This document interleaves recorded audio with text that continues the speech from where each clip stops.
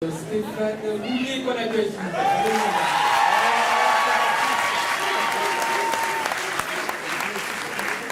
On va plus dire le record de toi, cher public. Stéphane, vous êtes chercheur au laboratoire NIO, Institut méditerranéen d'océanographie. Oui, c'est d'océanographie, pardon.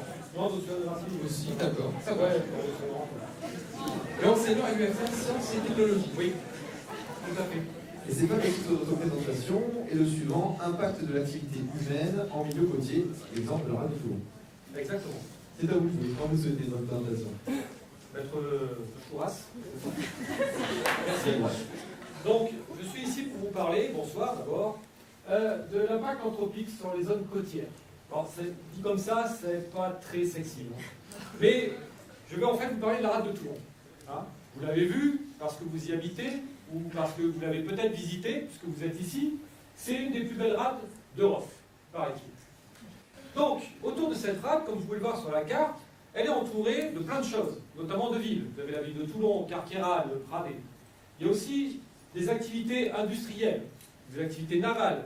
Vous avez le port, vous avez la marine, vous avez aussi d'autres activités industrielles plus ou un peu moins marines, on va dire.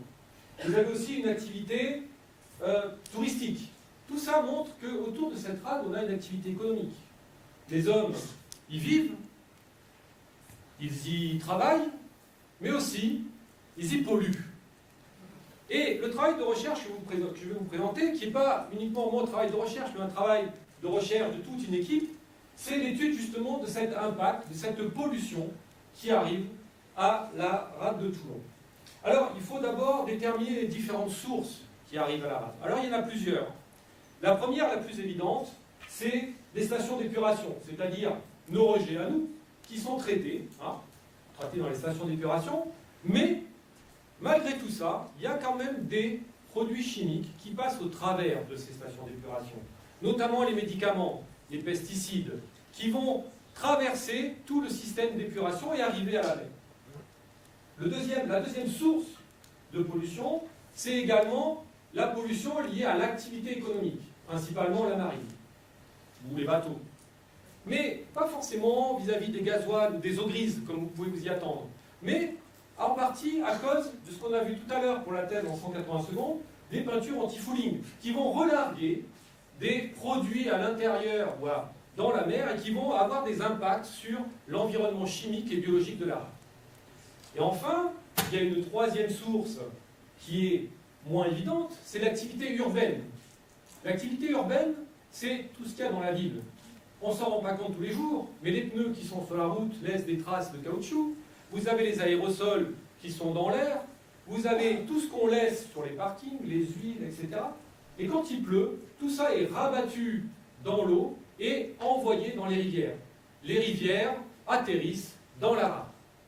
Et donc c'est là où on va intervenir pour quantifier cette pollution. Alors comment il faut faire pour quantifier cette pollution? Bien, en recherche, en tout cas en environnement, il va falloir établir une stratégie, définir quand est-ce qu'on va la chercher, au bout de combien de temps, s'il faut faire toutes les heures, toutes les demi-heures. Et là, on a une deuxième difficulté. Les deux fleuves qui arrivent dans la rade, c'est le Las et les Goutiers. Ce sont des oueds. Ça veut dire que tout au long de l'année, il n'y a quasiment pas de flux, et d'un seul coup, quand il pleut, ils vont enfler et transporter tout un tas de particules, tout un tas de choses dans la rade, accompagnés de tous les polluants. Tous ces polluants, on va les prélever, essayer de les analyser, et quand ils arrivent, ils vont, pour la plupart, tomber dans les sédiments. Et on s'est attaché plus particulièrement à étudier les sédiments de la rade de Toulon. À l'aide de la marine en particulier, et de TPM, il faut l'avouer, on a pu prélever environ 50 points, c'est les petits points que vous voyez sur la carte là-haut, à l'aide de carottiers. Deux types de carottiers. Si on veut prélever très profond, on peut prendre des Kulenberg, ce sont des gros tubes d'acier sur lesquels on envoie 500 kg de poids, paf! Ils vont rentrer dans le sédiment et on va retirer entre 1 mètre et 1,50 m de sédiment.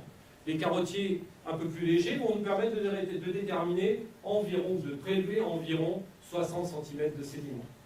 Qu'est-ce qu'on fait de ces sédiments? Ben, l'intérêt des sédiments, vous voyez, c'est que, en fait, chaque année, on a un petit dépôt des polluants.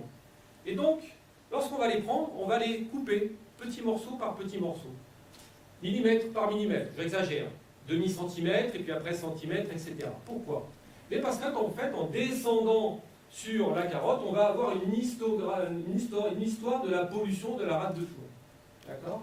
Chaque petit morceau va être prélevé, va être analysé, pour donner à la fin les cartes que vous avez ici. Hein? Vous avez une carte où on voit que l'état de la rade paraît catastrophique. Ici, c'est l'exemple du mercure. Mais en fait, si vous regardez en fonction de la profondeur, qui est le petit graphe au côté, vous voyez qu'en surface, on a beaucoup moins de mercure. Donc en fait, depuis des années, grâce aux politiques et à la législation, on pollue beaucoup moins. Et l'état de la rade s'améliore. L'état de la rade s'améliore, mais malgré tout, il faut faire attention.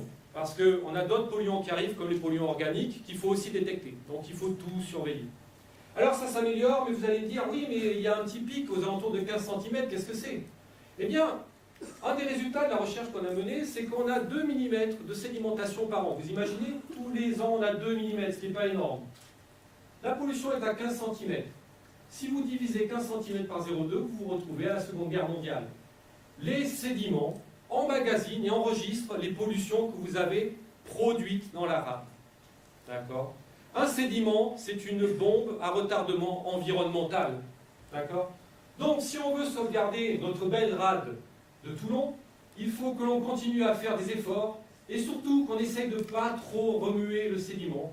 Et quand on le fait, le faire prudemment pour ne pas laisser un cadeau empoisonné aux générations futures. Je vous remercie.